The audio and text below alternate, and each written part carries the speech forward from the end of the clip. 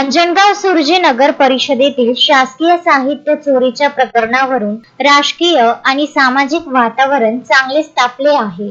या प्रकरणी प्रहार संघटनेचे उपजिल्हा प्रमुख शंभू मालठाणे यांनी पुकारलेले बेमुदत आमरण उपोषण 10 एप्रिल रोजी आमदार गजानन लवटे यांच्या मध्यस्थीनंतर हे स्थगित करण्यात आले। मात्र दोषींवर गुन्हे दाखल होईपर्यंत लढा सुरूच ठेवण्याचा पवित्रा प्रहारने घेतला आहे। गेल्या 2 दिवसांपासून सुरू असलेल्या या उपोषणामुळे नगर परिषद प्रशासनाची मोठी कोंडी झाली होती। सुरुवातीला प्रशासनाकडून कोणतीही ठोस भूमिका न घेतली गेल्याने आंदोलक आक्रमक झाले होते। अखेर परिस्थितीचे गांभीर्य लक्षात घेऊन आमदार गजानन लवटे यांनी मध्यस्थी केली। त्यांनी उपोषण स्थळी भेट देऊन आंदोलनकर्त्यांशी चर्चा केली आणि प्रशासनाकडून योग्य कारवाईचे आश्वासन दिल्यानंतर हे उपोषण सोडण्यात आले। उपोषणाला बसलेले 2 दिवस झाले, शासनाने कुठली दखल घेतली की नाही घेतली याबाबत आपण काय सांगणार आहात तुम्ही?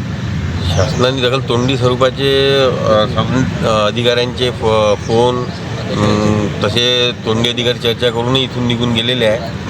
परंतु जोपर्यंत हे शासकीय मालमत्ता चोरी प्रकरण जे आहे या जो कोणी ठेकेदार आहे त्याच्यावर फौजदारी गुन्हे दाखल होत नाही व त्यात जो कोणी अधिकारी जबाबदार आहे याची चौकशी होऊन त्याच्यावर कारवाई होत नाही तोपर्यंत अशा स्वरूपाचं लेखी आश्वासन मिळेपर्यंत हे उपोषण असंच सतत चालू राहणार। म्हणजे तुम्ही उपोषण करण्याच्या मागे की बुवा शासनाची मालमत्ता आहे आणि जी हे ज्यांच्याकडे कोण निलिशिन चोरून किंवा काही घोटाळा असेल त्याच्यावर गुन्हे दाखल झाल्याशिवाय आपण मागे उपोषण घेणार नाही।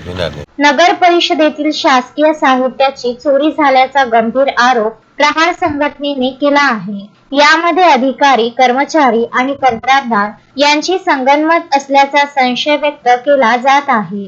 निवडणुकीच्या काळात नगर परिषदेचे साहित्य बाहेर नेण्यात आले। महत्वाची बाब म्हणजे 18 मार्च रोजी संबंधित कंत्राटदाराने एक पत्र दिले होते ज्यात साहित्य आपण सांगाल त्या दिवशी परत आणून देऊ असे नमूद केले होते। निवडणुका होऊन अनेक महिने उलटल्यानंतर अशा प्रकारचे पत्र देणे हे प्रशासकीय कार्यप्रणालीवर प्रश्नचिन्ह उपस्थित करणारे ठरत आहे। आमदार लवटे यांच्या हस्तक्षेपामुळे तुर्तास हे आंदोलन शांत झाले असले तरी अंजनगाव सुर्जी परिसरात तणाव कायम आहे। प्रशासनाने जर दिलेल्या मुदतीत कारवाई केली नाही तर हे आंदोलन अधिक तीव्र स्वरूपात संपूर्ण जिल्ह्यात छेडले जाण्याची शक्यता वर्तविण्यात येत आहे। आता संपूर्ण शहराचे लक्ष प्रशासनाच्या पुढील कारवाईकडे लागले आहे। प्रशासकीय काळात अंजनगाव नगर परिषदमध्ये नगर परिषदचं दुरुस्तीचं काम चालू होतं, पण त्या दुरुस्तीच्या कामात संबंधित त्या तिथलं जुनं जे मटेरियल आहे एका संबंधित ठेकेदारानं ते मटेरियल कुठं विकलं की कुठं घरी लावलं हे माहिती जेव्हा समोर आली तेव्हा आमचे प्रहारचे उपजिल्हा प्रमुख शंभू मालठाणे यांनी नगर परिषदला 15 दिवसाच्या पहिले निवेदन दिलं, पण त्या निवेदनाची नगर परिषदनं कोणत्याच प्रकारची दखल घेतली नाही। त्याकरता 9 तारखेला त्यांना आमरण उपोषणाचा इशारा दिला। त्या 9 कालपासून ते उपोषणाला बसलेले, पण कालपासून पण प्रशासन ज्या पद्धतीनं पाहिजे त्या पद्धतीनं उपोषणाचं की लोट घ्यायला तयार नाही। पण हे जर अशाच प्रकारे प्रशासन म्हणजे झोपलेल्या अवस्थेत राहीन तर आम्ही आजच्या दिवस वाट पाहू, नाही तर उद्या पूर्ण प्रहार याच्यापेक्षा ताकदीनं रस्त्यावर उतरून तीव्र आंदोलन छेडीन। रवींद्र वानखडे, विदर्भ न्यूज, अंजनगाव सुर्जी।